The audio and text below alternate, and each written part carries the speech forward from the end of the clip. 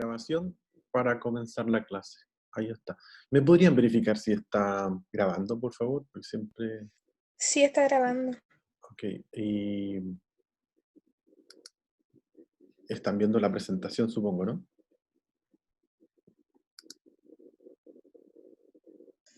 Sí, se ve también. Gracias. El título de la clase dice Grados de Libertad. ¿Está bien eso, no? Sí, dice eso. Muchas gracias, Belén. Bueno, primero introducir la asignatura. Esta asignatura de Ciencias del Peligro es una de las asignaturas centrales en lo que es la gestión de riesgos, porque nos permite entregar herramientas para identificar peligros y evaluar riesgos. Previo a eso es necesario tener claridad respecto en dónde estamos situados con relación a un proceso productivo. Y esto se hace a través de identificar cuáles son las entradas de un proceso, cuáles son los productos intermedios que se van generando en un proceso productivo y cuáles son las salidas. Y eso se logra a través de balances de masa. Nosotros solamente vemos balance de masa, pero no de energía, y quedamos solamente en esa fase. ¿Qué nos permite esto? Nos permite determinar cantidades que van a estar expuestos trabajadores de sustancias químicas que no necesariamente son amistosas con el medio ambiente y menos lo son con los seres humanos. Por lo tanto, va a ser conveniente tener claridad de cómo hacer los balances y a través de ello determinar la cantidad a la que están expuestos cada uno de los trabajadores. Para eso nosotros vamos a ingresar conociendo algunos temas centrales, como es el caso del título de esta clase, que es la con la que parte y arranca Ciencias del Peligro, que se conoce como grados de libertad. Los grados de libertad nos permiten, sin siquiera hacer ni un balance de masa, determinar si un sistema está completamente bien especificado. ¿Qué significa especificado? Significa que tiene la misma cantidad de incógnitas que datos como para poder resolver. Desde el punto de vista matemático es equivalente a decir, por ejemplo, que tengo 3 ecuaciones y 3 incógnitas. 3 ecuaciones nos permiten resolver 3 incógnitas. Por lo tanto, ahí yo llego a la conclusión que estoy en una especificación correcta porque tengo igual número de ecuaciones que de incógnitas. Pero podría ocurrir que a lo mejor tenga más incógnitas que ecuaciones y ahí voy a estar en conflictos o en problemas, y entonces antes de resolver nada me ocupo de identificar qué incógnitas debo conseguirme antes de hacer un balance. Eso es la virtud que encierra el grado de libertad y que es simplemente hacer un par de sumas y restas y nos evita varios problemas en adelante relacionados con los balances de masa. Voy entonces a introducir el tema. Grados de libertad se puede resumir como la ecuación que ahí aparece. Grados de libertad va a poder obtenerse a partir de la variable independiente, que vienen siendo todas las incógnitas presentes en un proceso. Llámese incógnita a los componentes que están presentes en una corriente, por ejemplo. En una corriente, si nos vamos, por ejemplo, a una planta de refinerías de petróleo, podríamos tener BTX, benceno, tolueno, sileno. Benceno, tolueno, sileno son componentes que están presentes en una corriente, por lo tanto, digo yo que las variables independientes serían 3. ¿Por qué son 3? Porque hay 3 componentes en esa corriente. Luego, los balances de masa corresponde al número de ecuaciones de balance que yo puedo establecer en un proceso y que se puede determinar en función de los componentes que están presentes en un equipo industrial. Eso en términos generales del cómo llegamos a calcular el BM. Luego viene la variable especificada. La variable especificada son los datos. Los datos es todo aquello que se entrega en el enunciado o ustedes se consiguen en la planta con algún jefe de planta, jefe de producción o con quien sea, información que se entiende que fue obtenida en forma empírica. ¿Qué significa empírica? Que fue medida. O sea, no es una estimación que se hace en los departamentos de ingeniería a través de estos mismos balances que nosotros vamos a hacer y vamos a construir. Uno puede llegar y hacer estimaciones de cuánto va a salir, pero no necesariamente va a ocurrir eso. Lo más fiable es conseguirse el dato medido, y ese dato medido se conoce como variable especificada porque se mide y es empírica. Y finalmente están las restricciones que eventualmente genera conflictos en cuanto a poder descifrarla, porque en realidad es parte de una traducción y hay que hacer el esfuerzo ahí recordando algunos elementos de introducción a la ingeniería en donde se establecen relaciones de flujos que hay entre un flujo y otro. Por ejemplo, se puede decir el flujo de la alimentación es el doble del flujo de salida. Esa es una relación. Y ahí estoy relacionando un flujo con otro flujo y más encima estoy señalando que es el doble de. Si es el doble, significa multiplicado por 2. Si es la mitad, dividido por 2 y así sucesivamente. Esa es la gran dificultad, diría yo, al momento de plantear balances de masa, no quedarse atrapado o trabado en las restricciones. Y eso se logra a través de la ejercitación de lo que corresponde a balances de masa. Voy a avanzar con el desarrollo entonces de lo que sigue. Bueno, antes de eso, antes de avanzar en materia, primero entender lo que tenemos acá. Desde el punto de vista matemático, señalaba yo que en la medida que yo tengo la misma cantidad de incógnitas que de ecuaciones para resolver esas incógnitas, llego a la conclusión que el sistema está correctamente especificado. Supongamos que tengo, por este lado tengo 6 incógnitas, y todo esto sumado me da 6, vale decir 6 ecuaciones. 6 menos 6, el GL es igual a 0. Conclusión, cuando el GL igual 0, el sistema está correctamente especificado y voy a poder resolver los balances encontrando todos los flujos, componentes, composiciones y todo lo que se pueda determinar. Veamos siguiente situación.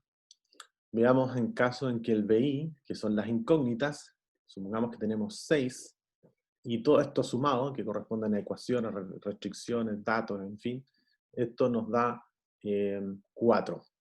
Entonces tengo 6 menos 4. 6 menos 4 es 2.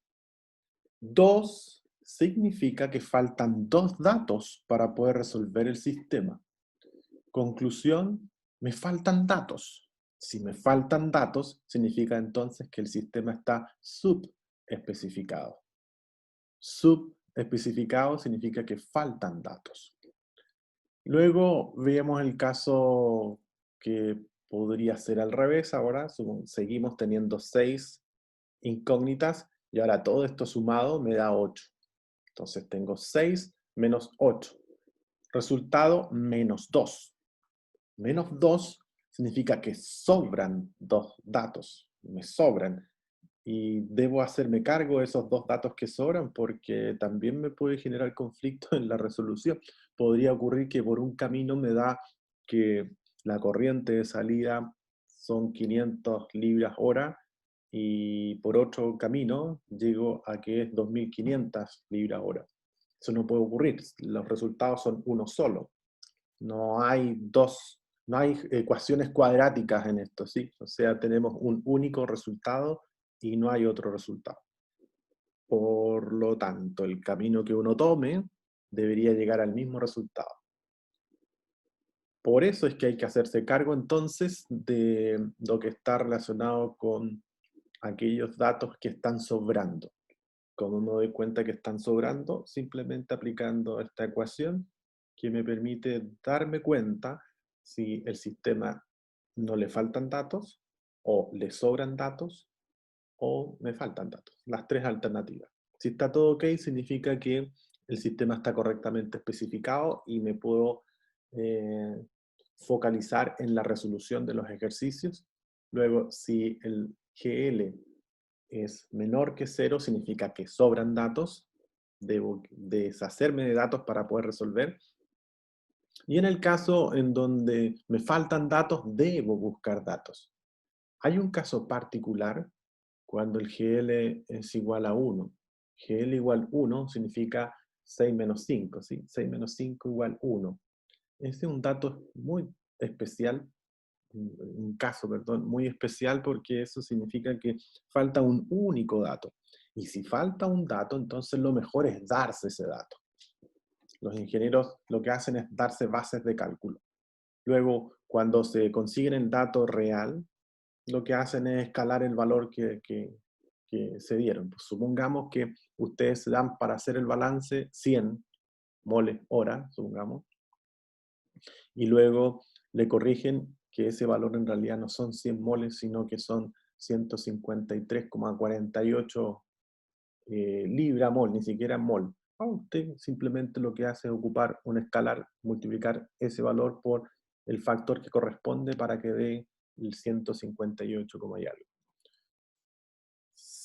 Entonces, es relativamente sencillo poder escalar cuando se consigue uno el dato real.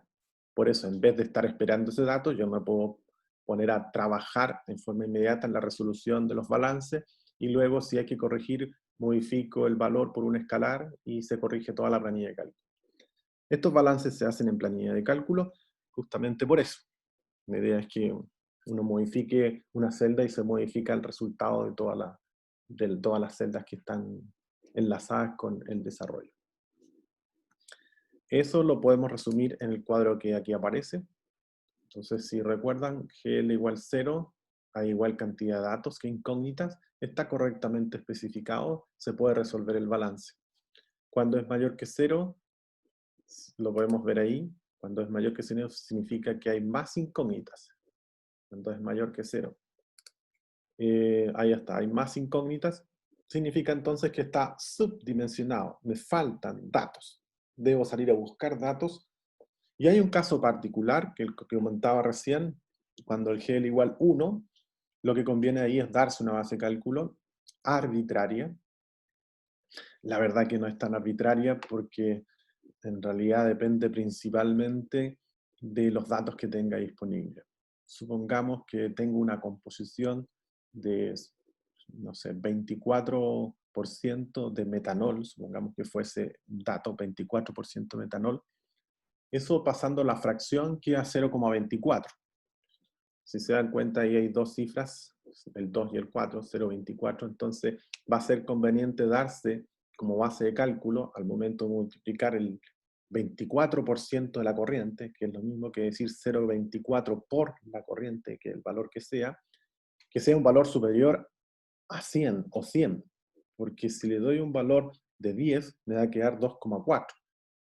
En los balances de masa hay que evitar las fracciones o las decimales porque genera confusión y error. Lo más conveniente entonces es fijarse en las cifras significativas y asociarle el número de ceros que corresponda. Supongamos que ahora tengo otra composición que es 0,274. 274. Ahí tengo tres cifras significativas. Lo conveniente entonces es multiplicar por o darse una base de cálculo de 1000, tres ceros. O sea, un cero por cada cifra. Es una recomendación. No es que deba hacerse así y cumplirse esta rajatabla. Si usted, por ejemplo, en un ejercicio decide darse 100 y sigue trabajando con coma y no se equivoca, o sea, bien, está perfecto. Solamente es una sugerencia para evitar confusiones, porque ocurren que al momento de trabajar con comas y decimales, la probabilidad de equivocarse es más alta. Solamente una sugerencia, el quien quiera la toma y el que no, también, está perfecto. Pero lo conveniente es hacerlo así para trabajar siempre con números enteros. Es más fácil trabajar con números enteros que andar trabajando con las comas.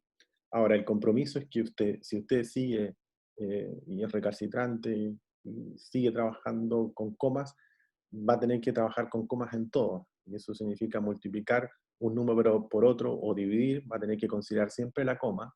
Y eso a la larga le va a generar un error por arrastre respecto a los redondeos que puede hacer durante el proceso. Entonces, para evitarse todo eso, lo mejor es llevar todo a número entero y multiplica con una base de cálculo equivalente a la cifra significativa que tenga el dato, en este caso la composición.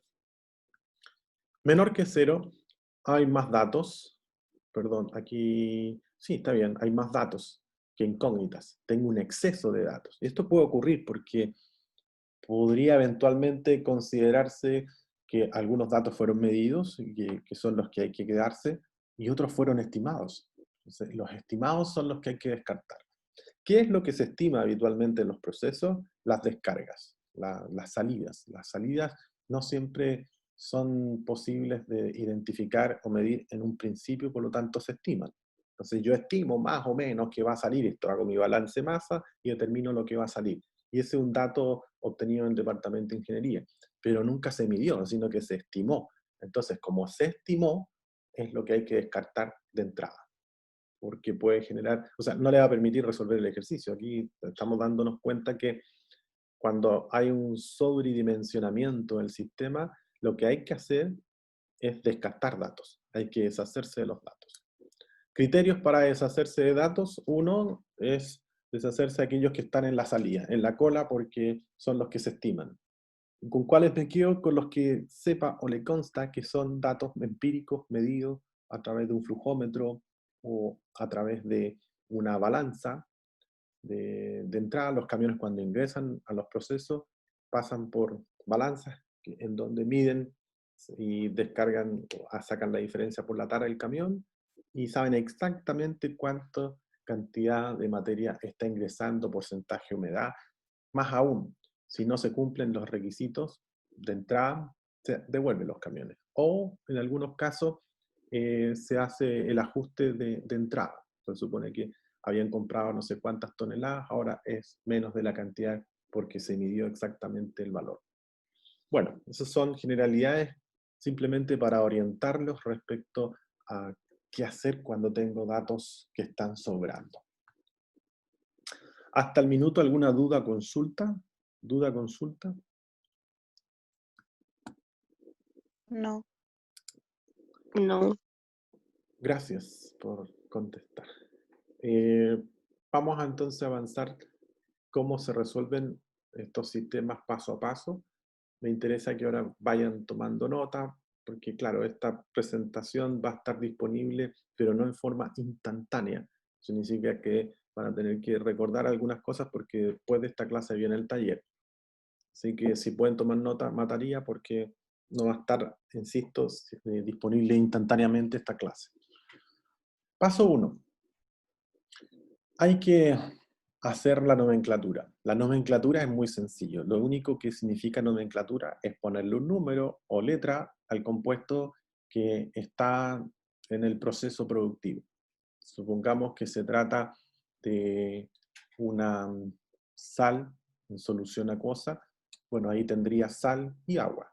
Por lo tanto, a la sal le pongo 1, 2 puntos, y al agua le pongo 2. O bien a la sal le pongo S y al agua le pongo A. En algunos casos genera conflicto trabajar con letras porque, por ejemplo, puedo tener alcohol y agua. Entonces, ¿qué letra le pongo? A, no voy a poder distinguir. Algunos usan el inglés y ponen W para el agua, A para el alcohol, pero cuando tengo más de un alcohol, de ahí empieza ya a fallar el sistema alfanumérico. Lo conveniente es trabajar con números, pero nuevamente insisto, si usted se siente cómodo, cómoda con el trabajo con letra, hágalo con letra porque le parece más apropiado. La sugerencia es hacerlo con números. Luego vienen los datos.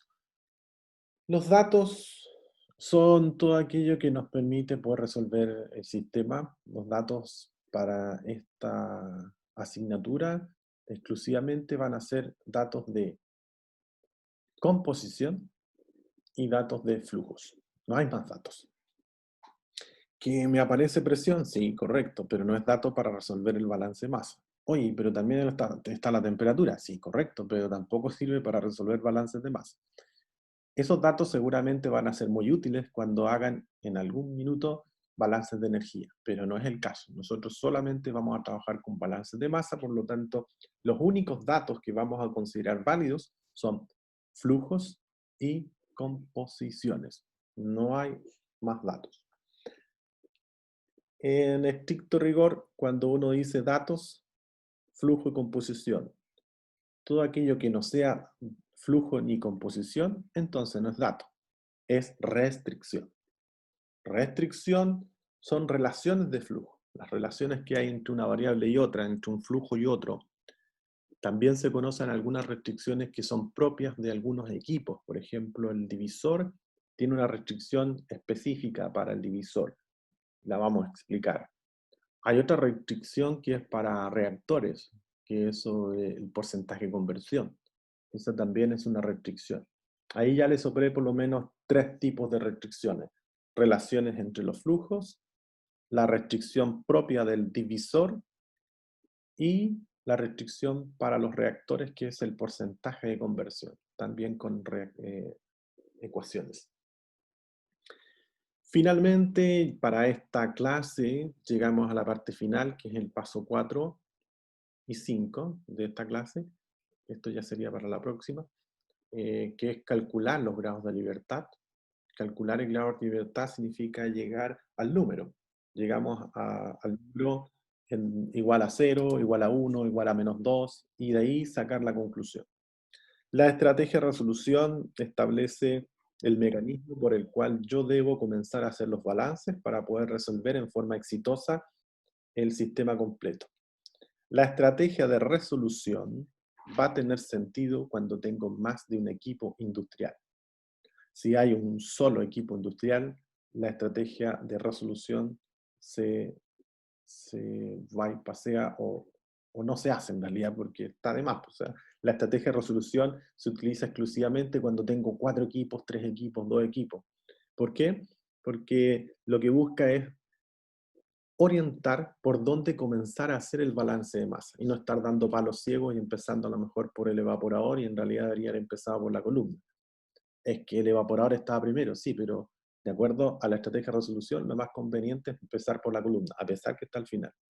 Y uno comienza a desarrollarlo por la columna y se da cuenta, claro, efectivamente, lo más conveniente era empezar por la columna y no por el evaporador.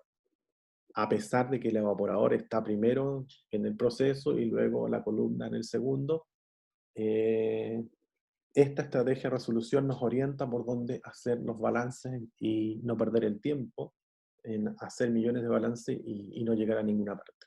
Para eso es la estrategia de resolución. Finalmente se establecen los balances, pero eso yo creo que ya no alcanzamos a verlo hoy, porque ya con esto es demasiado. Sí, no creo que alcancemos. Y matriz de flujo. Estos 2 elementos van a quedar pendientes para la próxima sesión, próxima clase, próxima semana. Balances de masa en sistemas reaccionantes y no reaccionantes, para llegar finalmente a la matriz de flujo en ambos sistemas. Lo que hoy tenemos es avanzar hasta el punto 5. Ese es el objetivo de esta clase, que se materializa a través de un taller. Veamos entonces algunos ejemplos. Aquí estamos con la nomenclatura paso 1. Yo me voy a salir del modo presentación porque necesito interactuar acá con el detalle esto. No sé si están viendo lo que estoy haciendo, no estoy seguro. Sí, sí se observa. Sí, sí se ve. Estoy moviendo el cursor, ¿sí? ¿Se ve? Ya, espero. El título debiese decir nomenclatura, P1, 2 puntos, nomenclatura. Eso debiese decir y eso deberían estar leyendo ustedes. No está en modo presentación en forma intencional porque quiero seguir trabajando y escribiendo sobre esta presentación.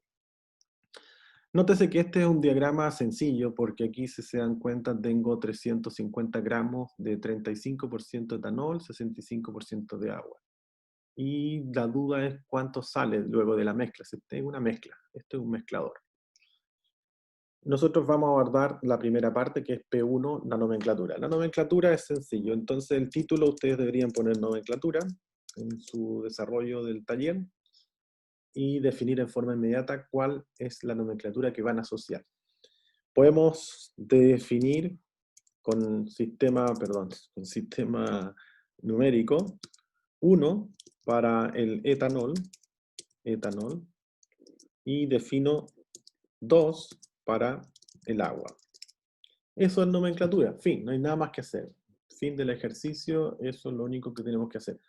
Decía yo que eventualmente alguien podría decir, es que no me gusta trabajar con números, prefiero trabajar con letras. Bueno, también puedo hacerlo con letras, no hay conflicto, porque aquí se lo permite el sistema.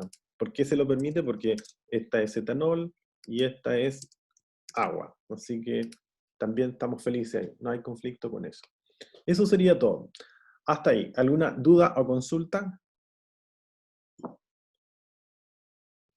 No, ninguna. Ya.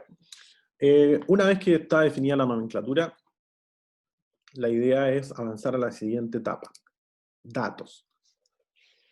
En los datos hay que detenerse un poquito más porque ya no es tan sencillo como el anterior y porque es parte de una convención que tenemos que establecer como curso para hacer balances y el nombre lo indica, es una convención. Entonces, convención para balances. Primero, la convención 1 es señalar que los balances que nosotros vamos a hacer es a través de ecuaciones que están orientadas a un sistema alfanumérico que responde a números y letras o que son solamente números. En realidad siempre son números y letras. Es un sistema alfanumérico porque las corrientes habitualmente se trabajan con letras. Aquí viene la primera convención. F la vamos a establecer para los flujos. Por lo tanto, si queremos hablar de flujo, vamos a referirnos a F. Fíjense ahí, F se refiere a la corriente 2, flujo 2, y esta, flujo 3. Conclusión, para las corrientes vamos a establecer la letra F para los flujos, flujo másico.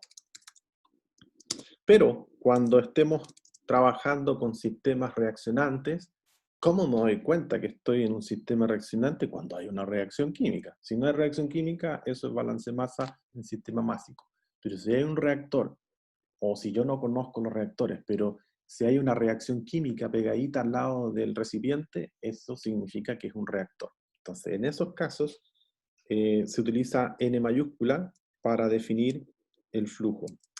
Flujo, y no es cualquier flujo, es un flujo molar. Eso de entrada. Cuando hagamos entonces balance en sistema reaccionante, utilizar la letra N. Cuando se hace en flujo másico, la letra F. Hasta ahí, ¿alguna duda, consulta? Ok, asumo que me van siguiendo. Ok.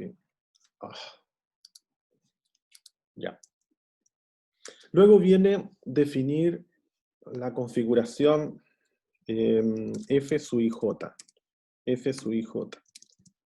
F sub IJ significa flujo del componente I presente en corriente J. Eso significa, por ejemplo, si lo aplicamos ahí, sería que el F, pero primero tenemos que poner la nomenclatura para poder aplicar el F sub IJ.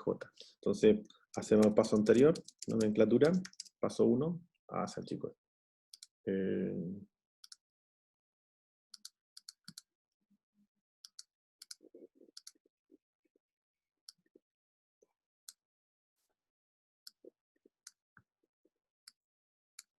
Y por este otro lado, déjame sacar esto.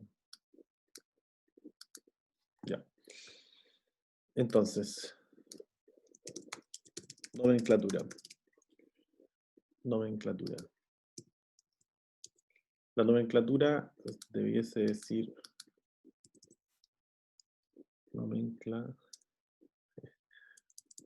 Ahí sí. Ahora sí.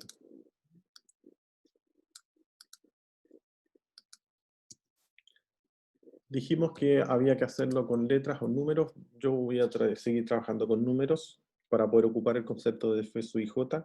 Y voy a definir entonces el primero que aparece en la lista como metanol. Entonces, el 1 es metanol. El 2 corresponde a etanol. El 2 corresponde a etanol. Y el 3 corresponde a propanol.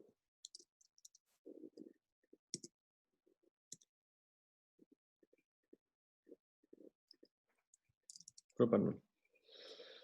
Ya, ahí tenemos la nomenclatura asociada a esto. Son 3 componentes, metanol, etanol, propanol.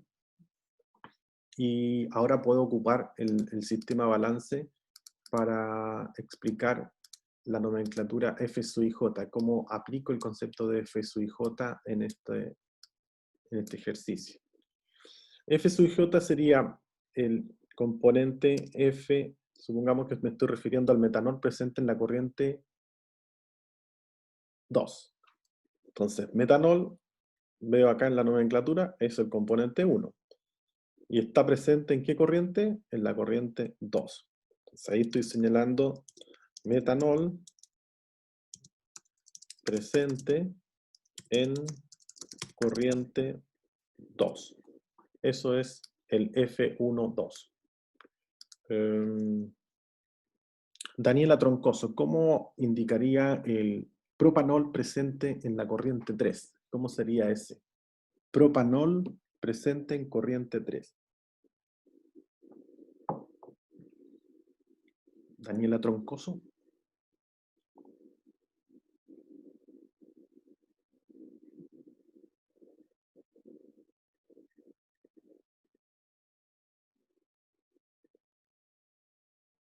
Profesor le está respondiendo por el chat. Ah, gracias. ¿Quién puede leer? Que no puedo, no lo tengo activo, disculpa. Si puede ayudarme con eso, por favor. Dijo F1 de 3. Sería... ¿estamos de acuerdo con eso, no? ¿Con esa respuesta? No, profe. No, F33, ¿o no? sí. F33. A ver, voy a ver. Componente 3 dijimos que, claro, propanol es el 3, y en corriente 3 sería F33, correcto. Entonces sería propanol presente en corriente 3. Ok, se entendió, porque eso es justamente. Esa es la forma de orientar entonces los balances o referirse al componente presente en alguna corriente. El primero, recuerden, va a ser el componente y el segundo va a ser la corriente. El primero, componente, propanol, y los componentes que existen son metanol, etanol, propanol. Y las corrientes que tenemos, puede deducir que esta es la 1, esta es la 2 y esta es la 3. Técnicamente, en lo que tenemos aquí a la vista, no podría darse la siguiente situación, que tengamos, por ejemplo, un F41, es que no hay componente 4, ¿se entiende, no? No es factible. Tampoco sería factible un F15.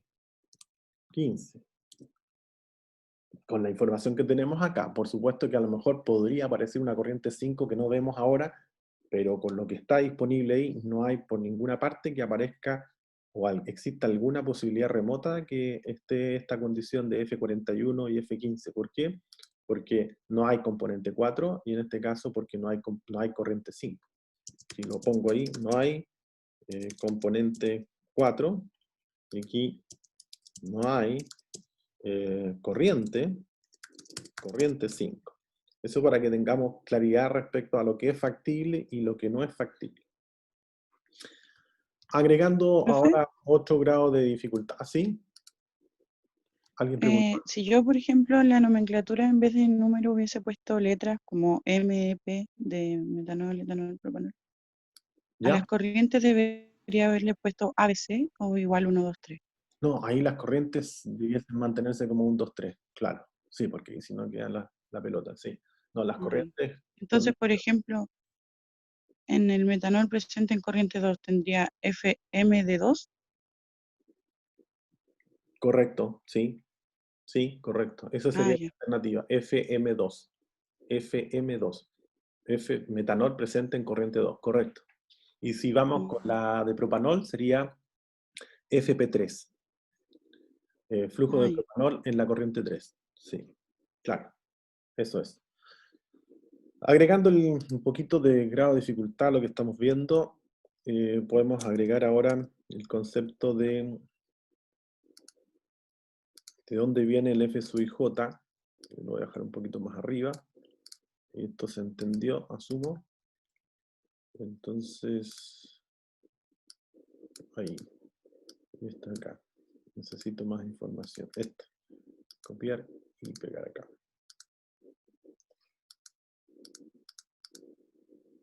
Ya.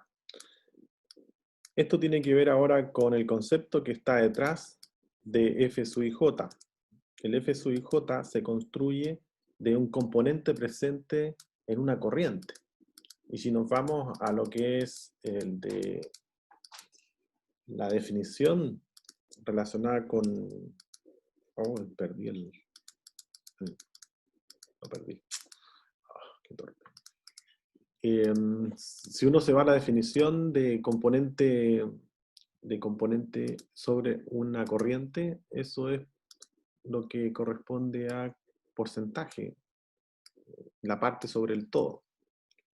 Entonces, el f sub i j está representando la parte sobre el todo. La parte sería el componente y el todo sería la corriente. Si lo vamos viendo ahí, sería componente metanol es la corriente. O sea, el 1 vendría siendo una parte, el 2 es el todo es la corriente. El 3, en este caso, propanol es la parte de la corriente total, que es la 3. De ahí uno deduce entonces que tendría f sub i j va a ser igual a x sub i j multiplicado por fj. Esa vendría siendo la ecuación la primera ecuación que aparece en esta clase, el resto son convenciones, pero esta sería la ecuación 1. Ecuación 1. Esta ecuación es muy útil porque nos permite calcular los componentes a partir de una composición. Entonces, ahora vamos a definir composición. Las composiciones son x sub i j. Y nuevamente, ¿qué significa x sub i j? Significa composición del componente I en corriente J. O sea, es lo mismo que definimos arriba en términos de masa, ahora se define en términos porcentuales o de fracción molar. La composición se mueve de 0 a 1, así que no estaría moviéndose de 0 a 100, sino que de 0 a 1, donde 1 representa el 100% y el 0 el 0%.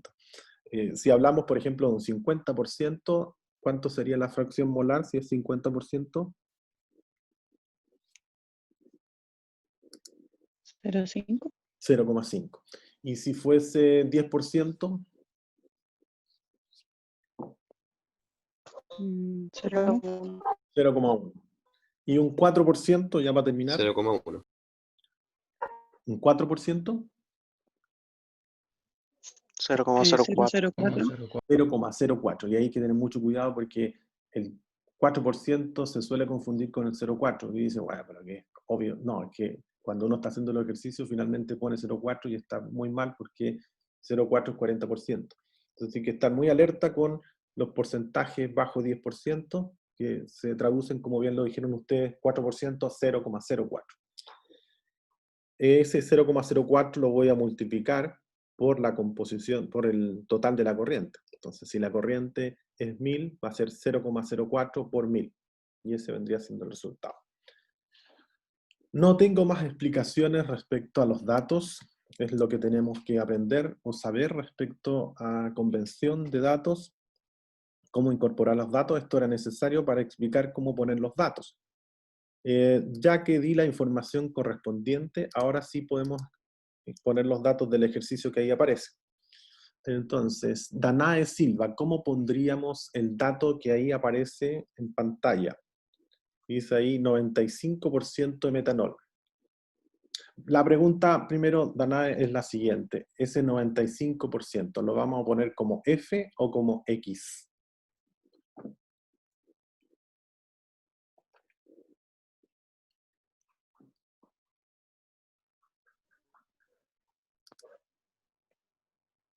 Como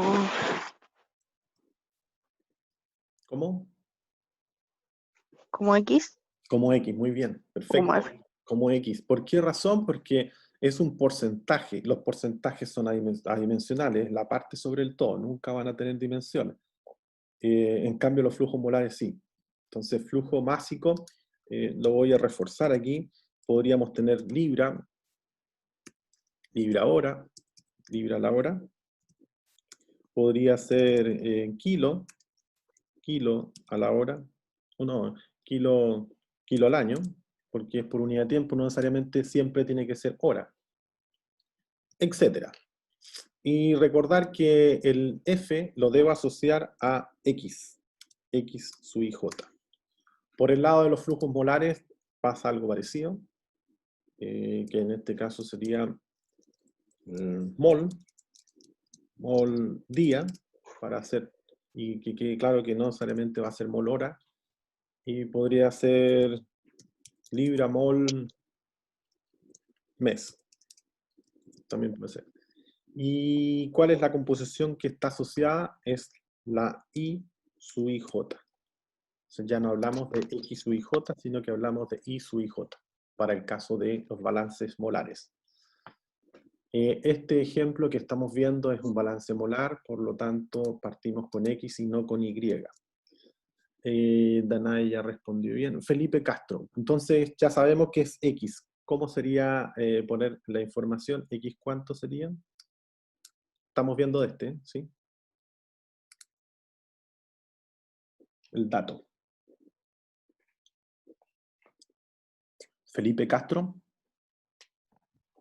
No entendí muy bien el paso, profe.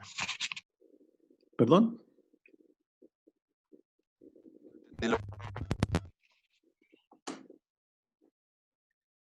Que no sé, no escuché bien. Bueno. Felipe Jansen, entonces. Felipe Jansen. O Jansen. Ahora vendría el 0,5. 0,95, claro, está bien. Pero ¿cómo le pongo? ¿X cuánto? X 1. 1, 1, muy 2. bien.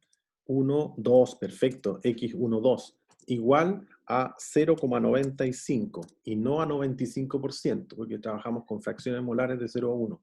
Y vamos a traducir un 95% como 0,95. Y la forma correcta de poner ese dato es, mirando la nomenclatura, el metanol es el 1 y está presente en la corriente 2. X1, 2. Si alguien quiere seguir con el método del otro, que me lo habían propuesto anteriormente, tendría que ser, ¿cómo sería este? ¿X cuánto? XM2. XM2, correcto. XM2. Y eso significa que es el metanol presente en la corriente 2, pero es su composición molar. Y la composición molar es 0,95. Ok, con eso más que suficiente respecto a datos. No hay más que agregar en los datos. ¿Alguna duda o consulta? ¿Duda, consulta? Bueno, en realidad sí hay algo que agregar y que tiene relación con el número de datos. Sí, voy a agregar uno más porque ya se me completó la página esta. Y voy a tomar esto. En el caso del propanol sería una restricción, ¿o no? Porque no tiene como un porcentaje ni nada de eso. Todavía no vemos restricciones, pero con lo que ahí tenemos no hay ninguna restricción disponible todavía. O sea, no podríamos deducir que basado solamente en esta información tenemos una restricción. Necesitaríamos más información para llegar a esa conclusión. Y hasta el momento lo único que está disponible ahí es datos. ¿Cuál es el dato? El 95%. Número de datos. ¿Perdón? No, solamente estaba diciendo que comprendí. Ah, vale, súper. Vamos a suponer, y este es un supuesto, no es que sea así, etanol y propanol. Y vamos a utilizar el método que a alguien le gustó, parece, que era con las letras. Entonces vamos a poner que el metanol tiene 95%. Y esto lo estoy haciendo de esta manera solamente para poder tomar estos datos y explicar algo. No es que se anote así porque ya dijimos la forma en que se tiene que hacer. Se tiene que hacer de esta manera. X12, XM2, esa es la forma correcta. Lo que estoy haciendo acá es traducir lo que ahí aparece para explicar otra cosa. Y este vamos a ponerle 2,5%. Y este le vamos a poner 2,5%. Ok.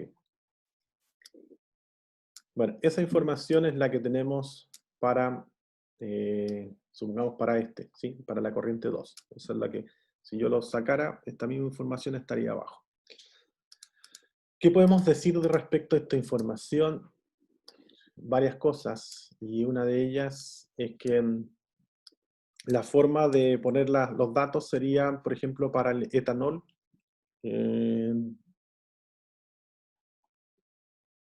Javiera Ortiz, ¿cómo sería para etanol?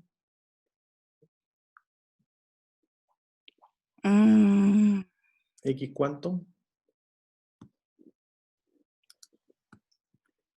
La verdad, profe, no sé. Ya, ¿quién puede ayudar ahí? X2. XE2, ¿o no? XE2. XE2, porque está definida ahí como E, correcto. XE2, venía el componente ¿Verdad? E en la corriente 2. XE2. ¿Y cuánto sería igual a cuánto?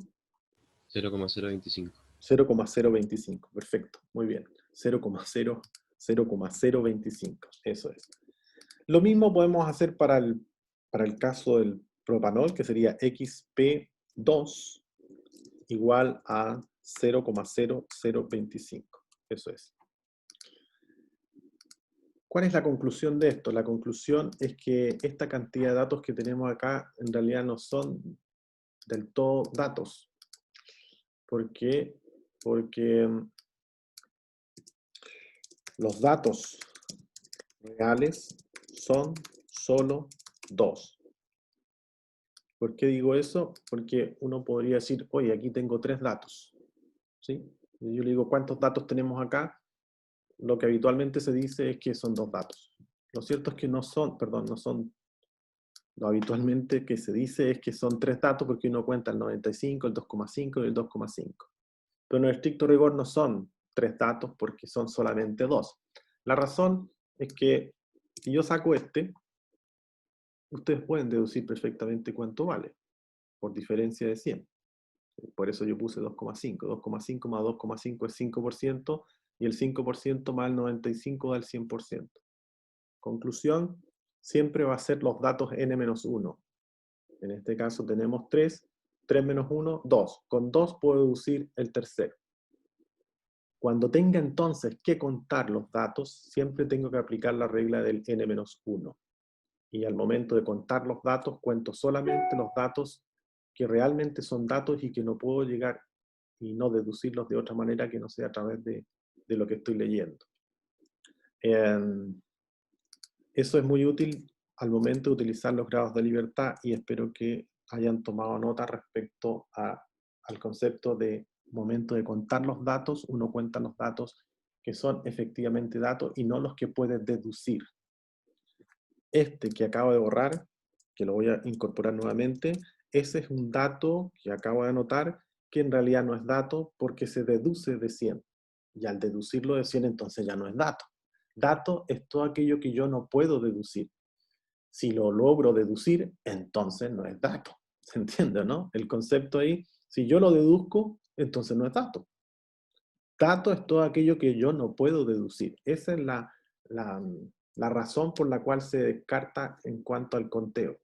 Solamente cuento aquellos que son realmente datos. Todo aquello que puedo deducir, entonces, por definición, no es dato y no lo incorporo en el conteo. ¿Cuántos datos tengo entonces aquí? Matías Gallardo, ¿cuántos datos hay aquí?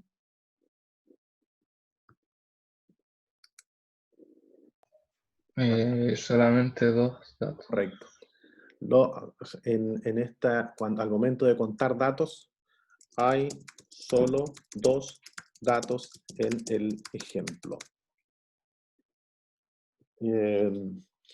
Espero que les haya quedado claro el concepto que está detrás de esto. Profesor, ¿esa diapositiva la va a subir, la que está haciendo usted? Sí, pero como le decía, Ya. no va a estar instantáneo. La diapositiva sí, pues esa es más rápida, pero la clase Ya. así directa no, pero la diapositiva. Quería pedir que si podía marcar el propanol con rojo, como para saber que ese se deduzco. Ya, ¿vale? Lo hago. Aquí tengo otro caso para que también nos sirva como ejemplo. Profe, Y, una consulta. ¿sí? ¿Por qué no saluda la corriente 3 en este caso? ¿Por qué no puede ser XE3? Solamente porque no hay un porcentaje en la corriente 3 para poder deducir los demás. Claro, porque no tengo información. No hay información, no puedo inventar datos que no tengo. Por eso es que no estoy haciendo participar la corriente 3, solamente por eso. Y esto se lo estoy cargando a esta corriente, a la corriente 3. Son los mismos. Veamos un caso, otro ejemplo, que no es, esto es ejemplo de esto. Fin. Ahora este es otro caso. Caso 2. Es otra columna de destilación y que tiene metanol y etanol. ¿Cuántos datos hay acá? Solamente uno. Excelente. Uno. Solamente uno. Solamente uno. ¿Por qué? Porque usted fue capaz de deducir el otro por defecto o por diferencia. Y lo correcto aquí sería, hay solo un dato. Hay solo un dato. Y tomando la sugerencia, voy a poner en rojo este otro porque ese se puede deducir. Si sé que es una mezcla binaria, que tengo metanol y etanol, y que tengo 40% de metanol, la única opción que tenga de etanol es 60%, que es la diferencia. Porque si es una mezcla binaria que está compuesta por metanol y etanol, y sé que uno es 40%, es que el otro tiene que ser 60% y no tiene otra. Por lo tanto, solamente tengo un solo dato en este caso, en ese ejemplo. Creo que con eso ya hemos cubierto todos los temas relacionados a datos que nos podemos encontrar al momento de resolver ejercicios relacionados con esta temática. Avanzo. Restricciones. Las restricciones es una de las cosas que más complica porque, claro, hay que entender un poquito a qué se refieren y cómo traducirlas. Son traducciones de texto, son traducciones de relaciones de flujo. Vamos a leer un extracto porque no vamos a resolver el ejercicio completo. Aquí tenemos de regalo la nomenclatura, que ya hay un error porque la nomenclatura se define siempre, todo lo que es definición, fíjense, va con 2 puntos. Todo lo que son ecuaciones va con signo igual. Definición, 2 puntos. Definición, 2 puntos. Definición, 2 puntos. Aquí tenemos un detalle porque debiese estar con 2 puntos, porque esto es una ecuación, no es una definición. Está un poco a propósito para dar cuenta de las desviaciones, que es lo que no hay que hacer, porque las definiciones van con 2 puntos por defecto y las ecuaciones siempre con signo igual. Vamos a leer, dice Jorge Orellana. Lea por favor el ejercicio. Jorge Orellana.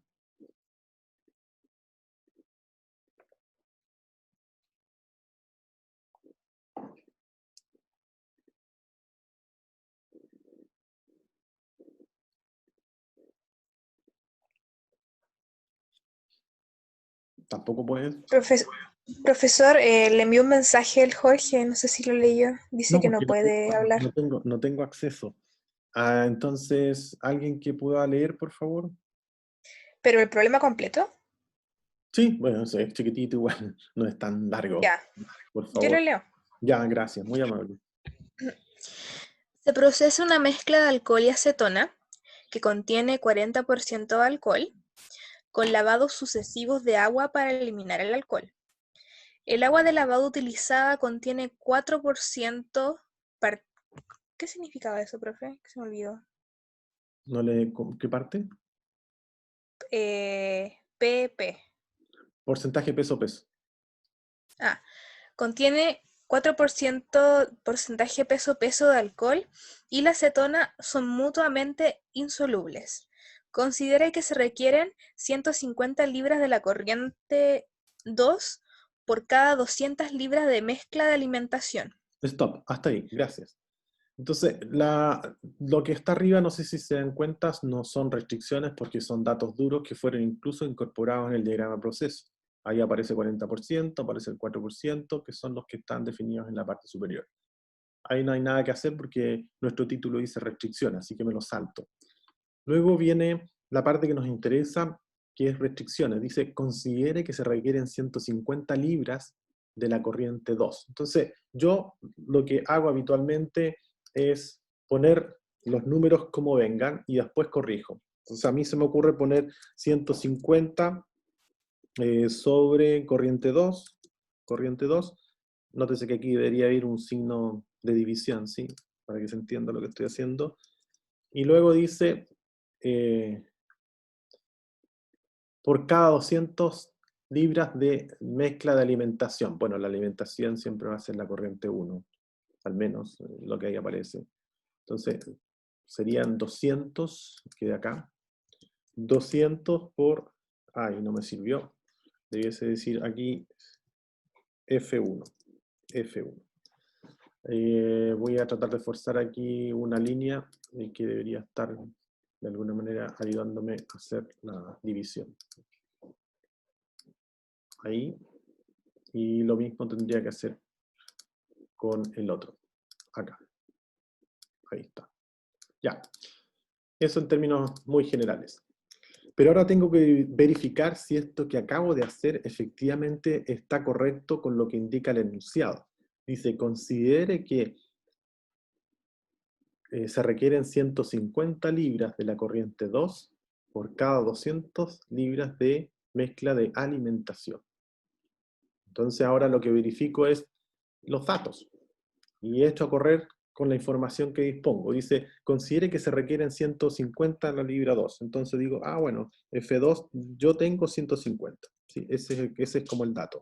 F2 tengo 150. Si reemplazo el 150, lo incorporo ahí, donde dice F2, me va a quedar 150 partido por 150. Eso es igual a 1. Me van siguiendo, ¿no? Lo que hice fue tomar esto como dato ahora. Primero planteé la ecuación, 150 por cada significa que es partido por, que podría ser, como que no.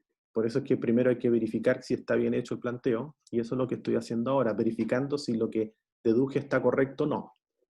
Entonces pongo F2 igual 150, por la información que ahí aparece. La reemplazo, me queda igual a 1.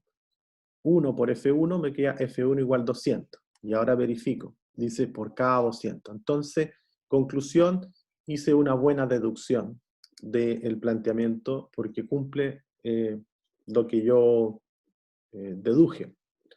Podría ocurrir que a lo mejor otra persona no entiende lo mismo. Y podría decir entonces, es que yo entendí que se requieren 150 libras de la corriente 2. Entonces, yo dije 150 de la corriente 2 y tendría acá,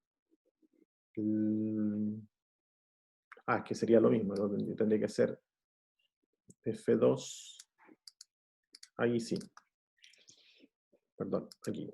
Sigo manteniendo el 200, pero mi análisis fue errado y fue este que estoy planteando ahora. Pongo F2. Entonces esto lo copio acá, copiar, pegar, podría pegar los dos. Y pegar el 6. Ya. Esta es otra deducción, una deducción errada, ¿sí? Porque puede ocurrir. Porque como les dije yo, lo que hagan lo primero que se les venga a la mente y después confirmen. Y después chequeen si está correcto o no.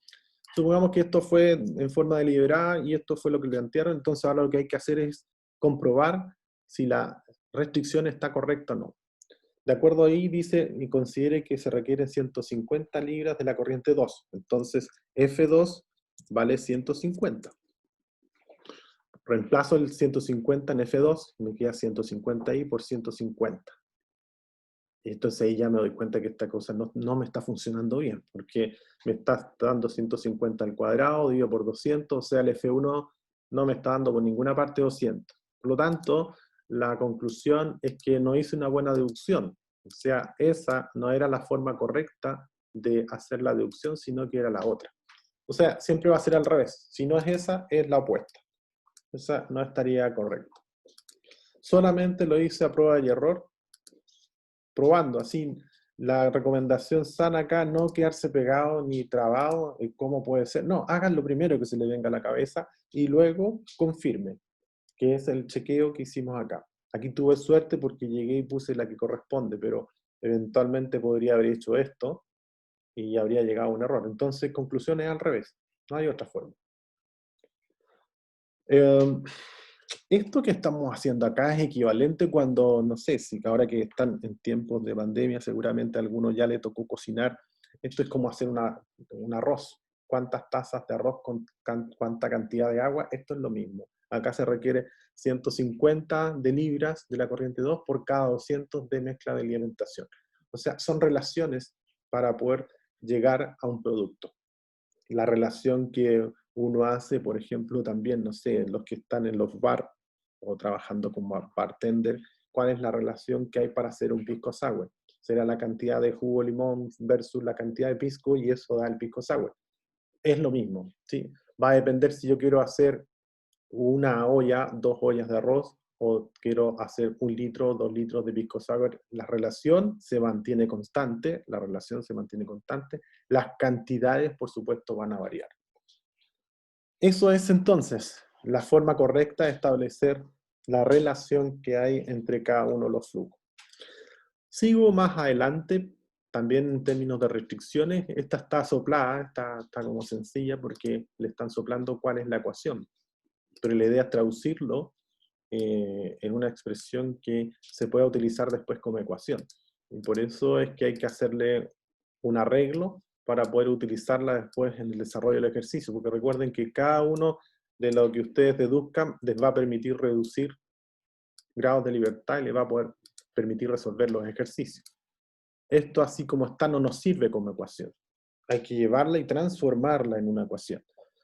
Entonces vamos a tratar de hacer esto y llevarla a una ecuación. Primero vamos a hacernos cargo de cómo se dice masa de alcohol presente en la corriente 4. Mauro, ¿cómo se dice eso? Masa de alcohol presente en la corriente 4. Mauro Silva. Masa de alcohol presente en la corriente 4. Mauro. Disculpe, profe, no lo entendí. ¿Cómo pongo, no nomenclatura, sino que cómo pongo masa de alcohol presente en corriente 4? Un poco volviendo a esto. Cuando partimos con esto dijimos F12, también se podía anotar como FMF, bueno, esto no, ¿dónde está el F? Ya, profe, ya lo Pero entendí. esa es la idea. ¿Cómo puedo anotar ahora la cantidad de flujo o masa de alcohol presente en la corriente 4? De alcohol sería, no sé, FA, ¿Correcto? Muy bien. en la corriente 4, que sería 4. FA4, perfecto. Y luego si se da cuenta dice dividido, así que pongo una división. ¿Qué sigue ahora? Masa, De cetona, que sería FK, perfecto, FK, 4. correcto, FK4. Luego me topo con un signo igual. Ah, bueno, aquí cierro el paréntesis, está de más este paréntesis en realidad porque, no, claro, está de más, sí, está de más. Ahora sí, sigue el 0,25, lo escucho, 0,25. Sería FA4. Ah, no, FA3. Correcto, FA3. Dividido por Sí, dividido por FK3. FK, 3. no, porque dice masa de O sea, agua. FW3. Eso sí, FW3, correcto. Fin del ejercicio. Eso es, y logramos hacer la traducción de la información que aquí aparece. Esta ecuación que acabamos de deducir va a ser muy útil para poder resolver el sistema de balance que está propuesto en este ejercicio. Y fue mirando esto. Insisto, esto tal cual como ahí aparece no nos sirve para resolver ningún sistema de ecuaciones. Esto sí, FA4 sumado con otro FA4 seguramente nos va a Pura orientar. mierda, compañero, pura mierda.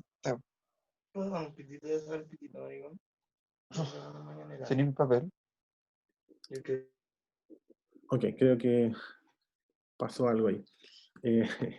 Pasamos entonces ahora a un ejercicio de aplicación y con esto ya cerramos la parte aplicada de la clase.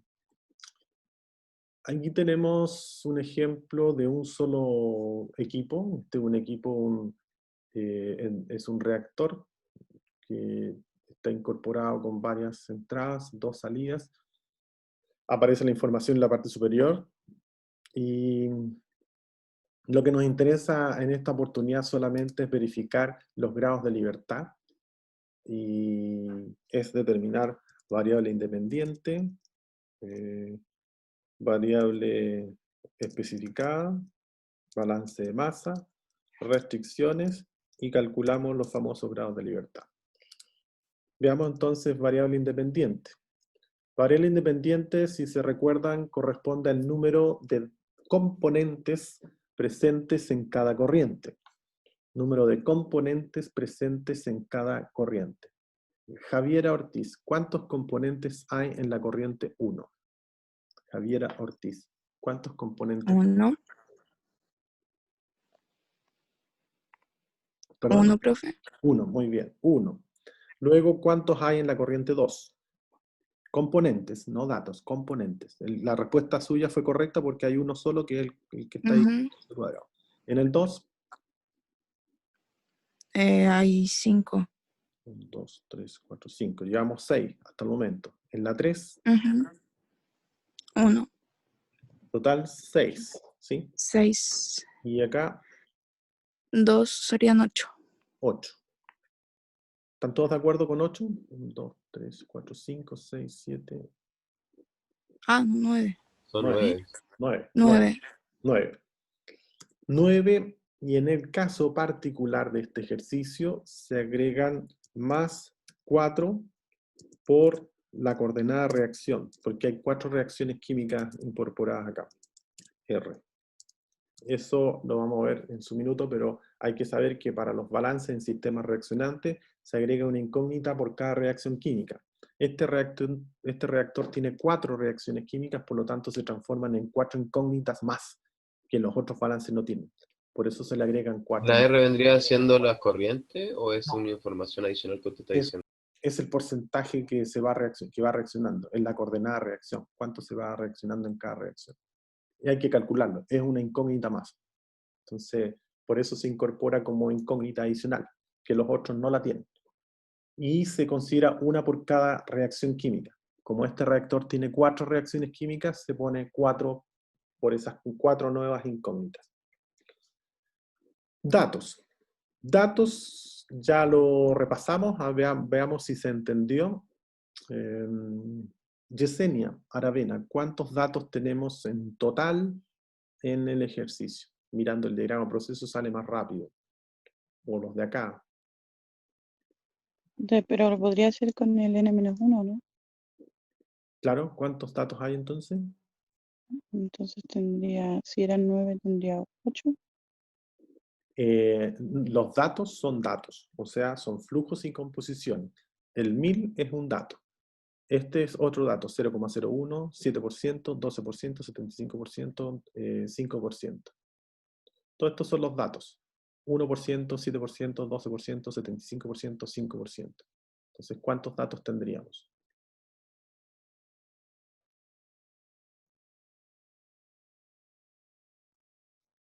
Ahí.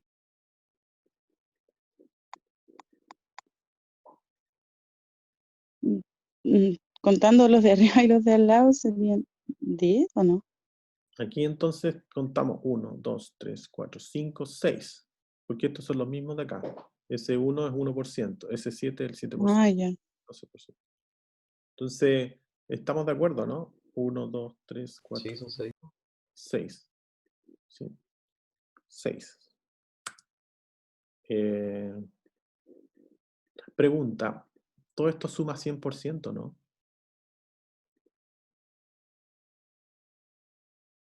No. Sí. Sí, profe. ¿Sí? ¿Da? Porque 1 más 7 da 8. 8 más 12 es 20. 75 más 5 Sí, da. 80, da 100%. Por lo 100. tanto, Conclusión, ¿está correcto el 6 que pusimos acá?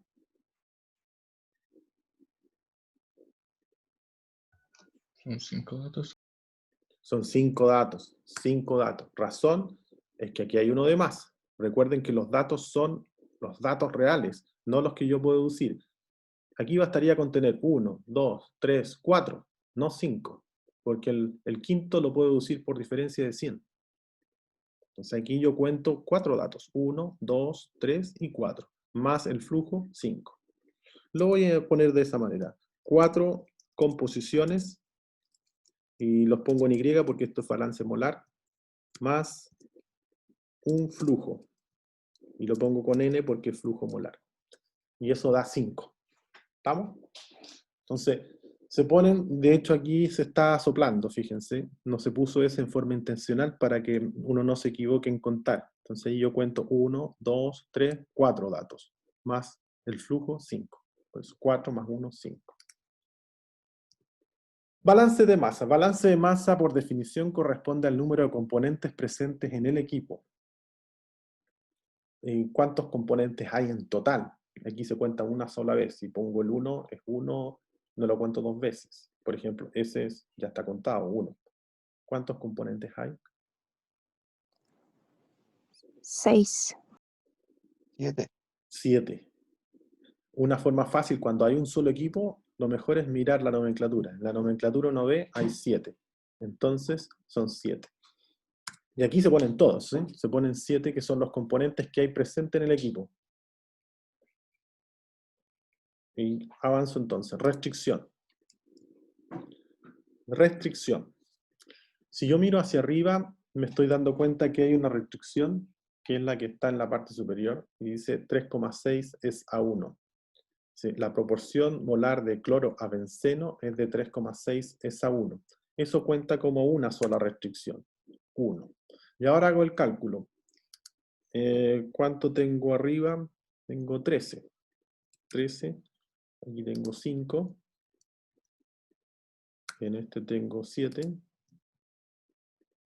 Y en este tengo 1. ¿Cuánto da el GL entonces? 5 más 7, 12 más 1, 13. 13 menos 13, 0. Conclusión, se puede resolver el ejercicio satisfactoriamente porque están todos los datos disponibles para ello. O sea, es cosa de meter los datos a la calculadora, hacer los balances de masa y se va a poder resolver este ejercicio. Eso es lo que uno hace con los grados de libertad. Con este terminamos la clase, porque este sistema multicomponente tenemos más de un equipo, no hay uno solo como en este caso, hay varios equipos, y este es del evaporador. Este es una batería de evaporadores en cocorriente que entra por la parte 1, sale por la 2. Hay información que hay que, por supuesto, hacerse cargo de incorporarla. Primero vamos a empezar por lo básico, que corresponde a contar las corrientes y los componentes presentes en cada corriente. El sistema mostrado en la figura representa una evaporación de 4 etapas y se concentra una solución desde un 30%, aquí ya faltaría un dato, tendríamos que poner 30% ahí, en el 1, hasta un 65%. Y eso significa que en la 9 tendríamos que poner 65%. Y mediante la evaporación de cantidades iguales de agua en cada una de las 4 etapas, por ahí sale agua en cada una de las 4 etapas, todos los evaporadores cumplen la única función de eliminar agua. Eso hace un evaporador. Entra un flujo y sale agua. Entra el otro flujo y sale agua. Esta evaporación sucesiva hace que cada vez que empieza a avanzar, vamos a tener un componente más concentrado. Es como un purificador, ¿no? Concentrador, diría yo, más que purificador, porque el purificador está asociado a filtros, acá no necesariamente hay filtros, pero sí va concentrando. Tenemos un jugo que viene con mucha agua y para transportarlo la forma de hacerlo es quitándole agua y después llegando al lugar de destino lo reconstituyo. La pulpa la reconstituyo con agua y nuevamente vuelvo al jugo original. Ese es como el sentido. Con la información que tenemos podemos avanzar perfectamente con la etapa 1, que son las variables independientes. ¿Qué son las variables independientes? El número de componentes presente en cada corriente. Avanzamos por el equipo 1. Primero tener claridad qué componentes van por la corriente 3. No sé si pueden visualizar qué componentes hay en la corriente 3. Entendiendo que entra 1 y 2, ¿qué es lo que habría entonces en la corriente 3? 1 y 2. 1 y 2. ¿Y la corriente 5? 1 y 2, hasta la 7 y hasta la 9. En la 9. Y aquí está soplado que en la 9 sale 1 y 2. ¿Qué es lo que sale por 2, 4, 6 y 8? Agua. Agua, solamente agua. Vamos a ponernos de acuerdo que el 1 corresponde a sólido y el 2 corresponde a agua, para ponernos de acuerdo. Significa entonces que por cada una de las que están pasando por arriba, saliendo por arriba, es corchete cuadrado 2, que significa agua, agua, agua, agua. ¿Ok? Ya, hecha esa aclaración, entonces empiezo a contar. ¿Cuántas variables independientes tengo? Aquí tengo 2, aquí tengo 2, más 1, 5. Entonces cuento 5. Matías, ¿cuántos tengo en el 2?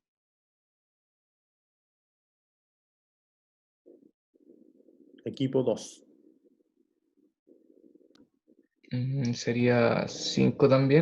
Correcto, serían 5. Y si es que está ahí, entonces me puede ayudar con el 3.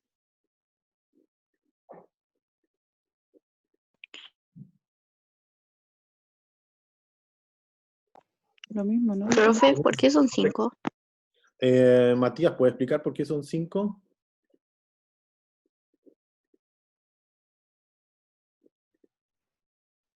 Porque son los componentes que entran y salen en total, por cada etapa, por decirlo así. Por cada equipo. ¿Cuáles son? Por ejemplo, veámoslo con el equipo 4, porque es el único que no está hecho, pero se hacen todo igual. Entonces, para aprovechar la explicación, en el equipo 4 entra la corriente 7, que sabemos que tiene dos componentes, el 1 y el 2.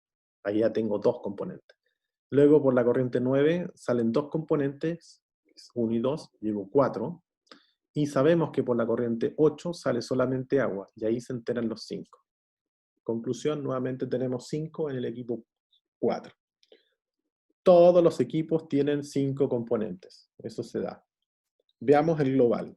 El global hay que imaginarse que esto de alguna manera está encerrado en una especie de rectángulo, así de esa manera, sí, podemos hacerlo de esa manera. Se entiende que ¿Serían 8? en el sin relleno, déjame, ahí sí. Tengo que pensar solamente ahora en lo global. Tendría que ver estas entradas y salidas globales. Entradas y salidas globales. Entonces aquí tendría 2, 4, 5, 6, 7, 8. Correcto. Serían 8.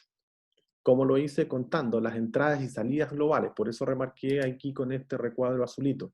Tendría una entrada y el resto pura salida. Salida, salida, salida, salida, salida. O sea, tendría para contar las entradas y salidas globales. 2, 3, 4, 5, 6, 7, 8. Estoy contando los componentes. Por eso son 8. El proceso se cuentan todas. Dado que conté ya las salidas y entradas globales, me falta solamente contar las intermedias. O sea, me falta contar la 3, la 5 y la 7. Y eso es lo que hago ahora. Como ya tengo 8 acumulados, de las que son entradas y salidas globales, ahora cuento las intermedias.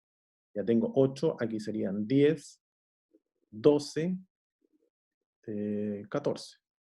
Eso es lo que logro contar.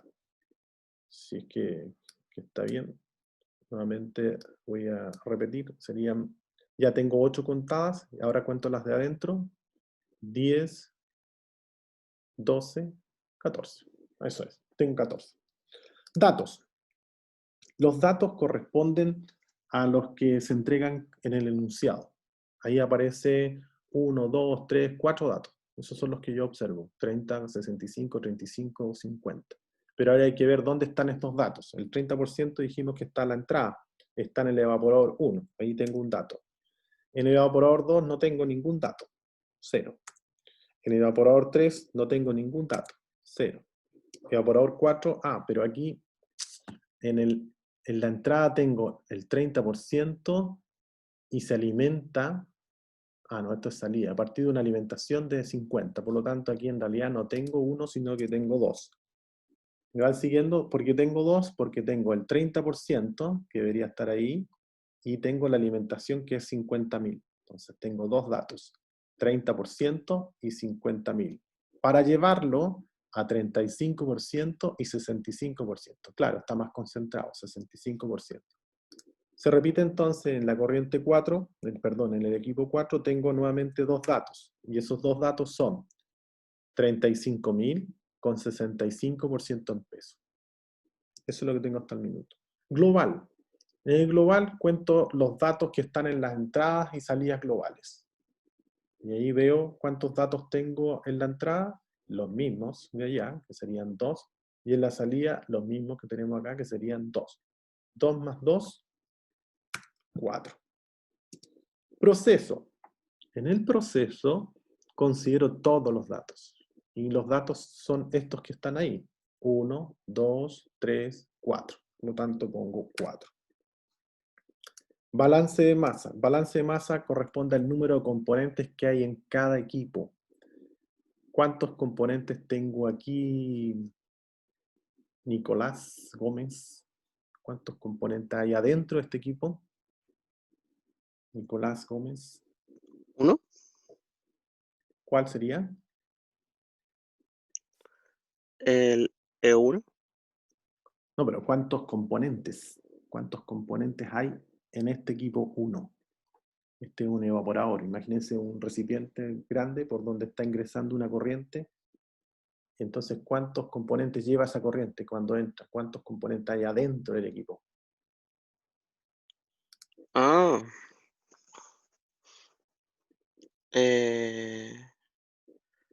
¿Dos? 2. ¿Cuáles son? Los que están entrando, o sea, el sólido y el agua. Sólido y agua. No hay otros más. Por lo tanto, conclusión, 2 datos. Avanzo. Equipo 2 también hay 2 datos. No hay cambios ahí. Se mantiene la materia. Ahí siguen habiendo 2. Y en el equipo 4 siguen habiendo 2. Lo que está ocurriendo es que está avanzando el sólido y el agua, y en la medida que avanza se está retirando cada vez más agua, pero sigue avanzando el sólido y agua. Esto nunca llega a polvo, nunca vamos a llegar a sólidos, llega con algo de agua. Significa entonces que siempre se van a mantener constantes los dos componentes, con menos agua, pero se mantienen los dos. Por eso es que se va avanzando de 2 en 2, 2, 2, 2. Ahora miro esto como un solo gran evaporador. Si esto fuera un solo gran evaporador, ¿cuántos componentes hay adentro si es un solo evaporador? 2. 2 también, correcto. 2. Y en el proceso lo que se hace es sumar todos los equipos, no la global. Sumando los equipos tendría 2, 4, 6, 8. Ahí tendría el proceso. Restricciones. Restricciones, puedo leer acá que hay una sola. Dice, en cada una de las 4 etapas se evaporan cantidades iguales de agua. Eso se podría traducir que F2 es igual a F4. ¿Me van siguiendo? Porque se descargan cantidades iguales. F2 igual a F4. F4 igual a F6. Ahí tengo otra ecuación. F4 igual a F6. F4 igual F6. Y me faltaría la última, que sería F6 igual F8. ¿Cuántas ecuaciones tengo? 3. 1, 2, 3. Conclusión, hay 3 ecuaciones, hay 3 relaciones, hay 3 restricciones. Pero ahora hay que ver a qué equipo se puede cargar estas restricciones. La condición para que una restricción forme parte de un equipo es que las corrientes involucradas en la restricción formen parte del equipo. Veamos un ejemplo. Restricción 1, F2 igual F4. voy a chequear si esta pertenece al evaporador 1. F2, ¿pertenece al evaporador 1? Sí, ahí está, forma parte del evaporador. Perfecto, estamos bien ahí. Luego, F4, ¿forma parte del evaporador 1? No. ¿Por qué? Porque el evaporador 1 tiene la corriente 1, la 2 y la 3. La 4 no. El F2 igual F4, entonces no es del evaporador 1. Cero restricción para el evaporador 1. Esta misma historia se repite para el evaporador 2, se repite para el evaporador 3 y se repite para el evaporador 4. Cosa que ustedes cuando revisen se van a dar cuenta que es así. Veamos qué pasa con el global. En el global, veamos cómo resulta. F2 pertenece al global, sí. F4 pertenece al global, sí. Ya tenemos una entonces del global. Esta restricción, la primera, es del global. Avancemos con la segunda. F4 ya dijimos que pertenecía al global, así que estaría bien. Faltaría verificar solamente la 6. Y la F6 también pertenece. Y veo también al lado que la 8 también. Conclusión, estas tres ecuaciones pertenecen al global, por lo tanto estas tres restricciones son del global. Tres restricciones. Y en el proceso se cuentan todas las restricciones. Y como hay solamente tres, se pone tres restricciones. Lo que queda ahora es solamente hacer la resta. 5 menos 4 es 1. 5 menos 2 es 3. 5 menos 2 es 3. 5 menos 4, 1. 8, y aquí tengo 6, 7, 8, 9. Esto da menos 1. Y luego, este debería ser lo mismo. Aquí tengo 8, aquí tengo 12, 13, 14, 15. También me da menos 1. Conclusión. ¿Qué conclusión podemos sacar de este resultado menos 1? Maximiliano Paredes. Y con esto ya estamos al fin de la clase. Conclusión. Profesor, la parte del número negativo, o sea, el 1, el menos 1 y el 0, no puse atención porque estaba ocupado. El menos 1 es el resultado del GL. Después verá cómo lo calculamos, pero la pregunta es, ¿qué significa el GL igual menos 1? Que fue cuando partió la clase. Así que da lo mismo que se haya perdido este pedacito. Lo que nos interesa es saber qué conclusión sacamos. No, pues justamente esa parte, no sé lo que se refiere. Ah, cuando partió la clase no estaba ahí. Claro. Ya, entonces alguien que lo pueda salvar respecto a qué significa menos 1. Es menor que 0, ¿no? Claro. Que entonces sobran datos que está sobreespecificado. Sobran datos. Y como sobran datos, ¿cuántos datos sobran según este número? 1. 1. Sobra un dato. Significa entonces que debo deshacerme de un dato. ¿Qué dato es candidato a deshacerse? La salida. Que puede ser el 50.000 o puede ser el 65%. Ahí veremos cuál será, pero sacando uno, esto se va a poder resolver. Para terminar, solamente señalar que el proceso se utiliza para verificar si se puede o no resolver el ejercicio. Para eso sirve, pero la estrategia de resolución avanza desde el E1 hasta el G. Y ahí se acaba esta clase. Terminamos justo a tiempo, creo. Y nos vemos en 15 minutos más porque ahora hicieron cambio en los horarios, así que para que se distiendan, 15 minutos más nos vemos a las 10 con el taller que va a estar asignado. Ok, nos vemos entonces. Dejo de compartir y termino también la grabación.